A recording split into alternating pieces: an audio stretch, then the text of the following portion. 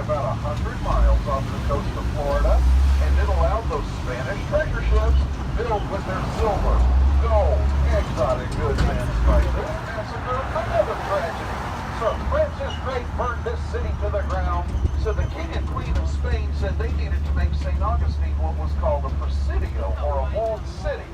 What the Spanish would do, folks, they would build up mounds of dirt, reinforce it with palm logs, as well as Spanish bayonet and prickly pear cactus plants, which made it much like today's modern-day barbed wire. That original line of defense is only a recreation. That line of defense were manned 24 hours a day, 7 days a week. And as we get a little bit closer, folks, if you'll notice the little cutout, that's where cannons would have been placed. St. Augustine was going to do all it could not to be attacked. And going into the future just a little bit, this building right in front of us was the 1910 Orange Street School. And back in 1910, folks, teachers were paid a whopping $20 a month for their services. But to get the children to bring them to this school, where most of them lived out in the harsh, or what was considered a harsh swamp area, so the county had to hire horse and buggy drivers to go into the swamps. Just 100 years later, in 1908, the city thought they were an eyesore and wanted them torn down. Well, the daughters of the American Revolution wouldn't hear any of that. They came out here dressed in funeral clothing. They served tea to any of the passersby who would listen. And as you can see, they got their way, folks. These gates are still standing today. Our next stop, folks, stop number 5, St. George Street, our pedestrian street mall with shops.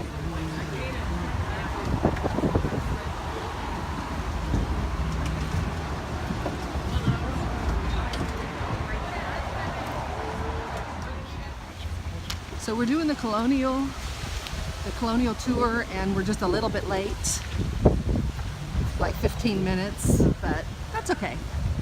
So we got to catch up with them. So we're on the run. On the run.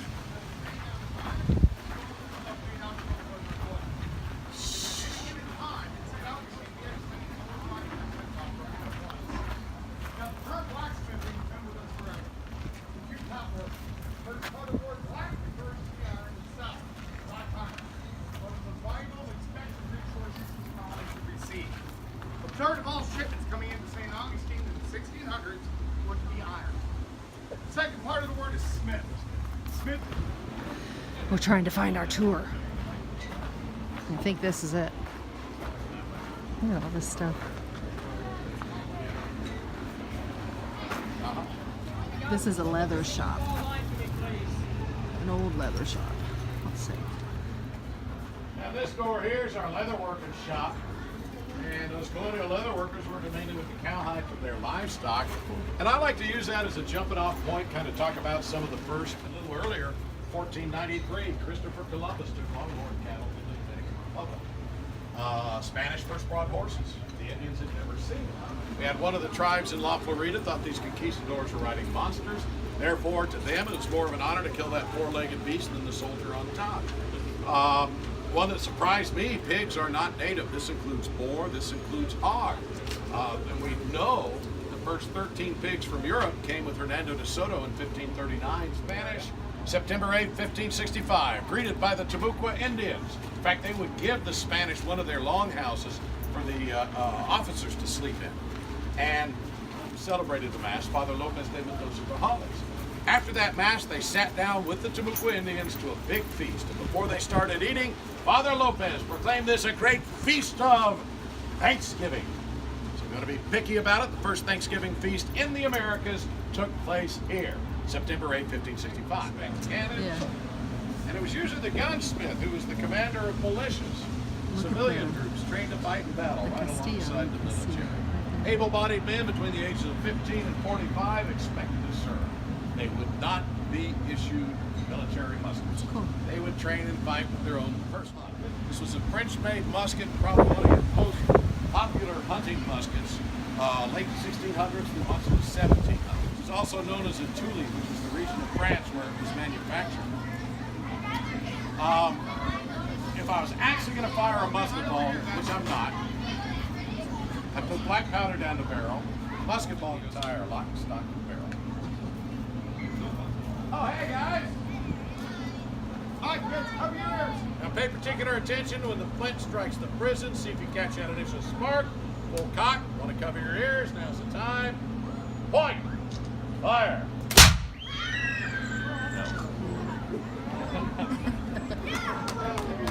Best part of the job. Just blowing that smoke out here to drive everybody crazy.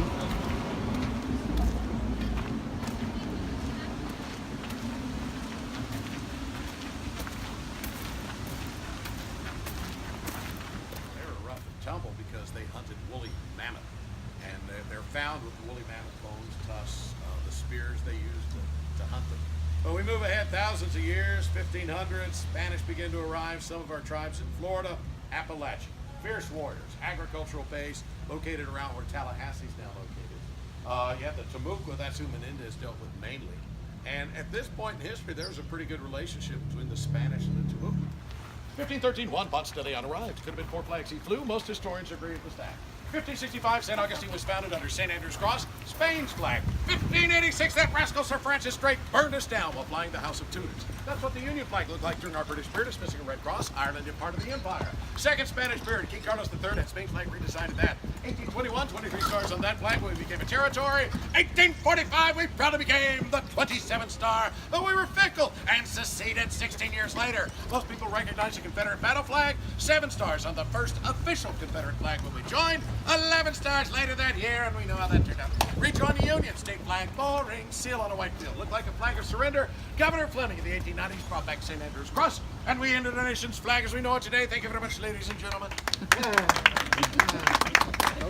I appreciate it.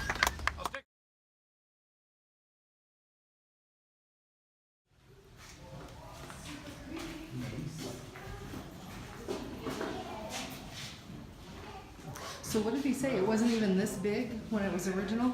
It had no glass windows? It only had 1 floor.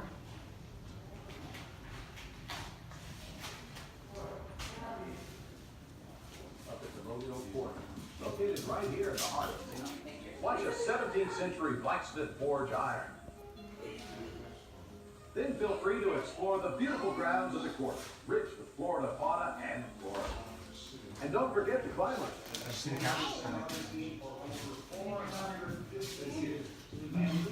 They lost their heads. And they have a jacket too. Look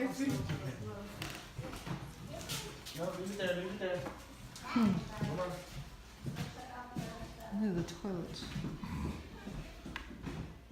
Huh, interesting. Is that a bath? That's a child's bathtub. I think it is. Yeah. I don't know why they don't have any heads.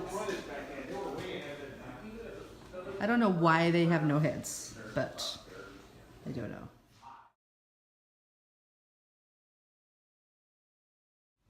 So this was the final edition. Oh, I thought it said 1871. Okay, 1821. So all of that with the headless people in the toilet and was all the original stuff. And this was the most recent edition. And it was put in 1821. This is the printing office. Look at that thing. One thing that he said that I don't know, I don't think I got on video, is that he said that citrus is not indigent to Florida. Who would have thought? I don't remember where did he say it came from? Spain? Drake brought it from, we think it was Spain. So it's not citrus fruit. Florida's known for its citrus fruit, and it was not originally here. It was brought in. Interesting. So if you read this, it talks about St. Augustine's constant shifting of their sandbars. So pilots who know the waters very well, became a valuable resource for the town as they escorted supply ships into the bay. And it just occurred to me that that guy from last week that I showed you got stuck on that sandbar. I bet he would agree with this, huh? He could have benefited from a knowledgeable pilot who knew the sandbars in St. Augustine. I want to show you this. So I showed you Coquina. I'm not sure if I put that video up yet as I'm saying this, but this is tabby wall. Tabby. So it's oyster shells. The whole wall is oyster shells, and a lot of the houses here are made out of, well, I don't know if it's a lot, but some of the houses are made out of this tabby wall, and then they cover it in what do you call it? Oh, look at the frog. I mean the frog. Look at the lizard. Hey. Hello. I won't bother you. Anyway, so some of the houses, yes, are built with the tabby. I don't know about you guys, but I love history. I always feel really connected whenever I come to a place like this and I listen to the history. You know how I feel when I listen to history. I always feel like really weirdly connected. Does everybody feel that way? Tell me, Doug. What's weirdly connected? I feel weirdly connected whenever I sit and listen to history or I look at it. Do you feel that way when you hear history? No. See, he doesn't feel that way. Do you guys feel that way? Do you get like weirdly connected feelings when you hear historical stories or you come into historical places and you touch it and feel it and hear about it? Do you feel weirdly connected? I get this very weird, odd feeling, comforting feeling like I'm home. Is that weird? Okay, we're going up in the watchtower. I'd like to know what that noise is. There's a weird noise. If we go up there to the top and there's a Vesson, I'm going to be upset.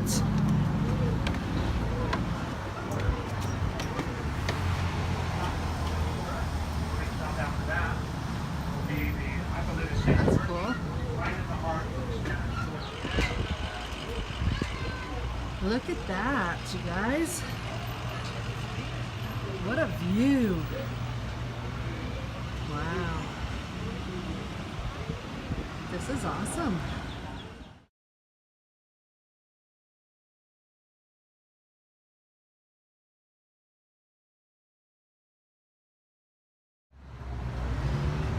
So this is the view from up in the watchtower. This is the view from up in the watchtower in the Colonial Village down San Marcos.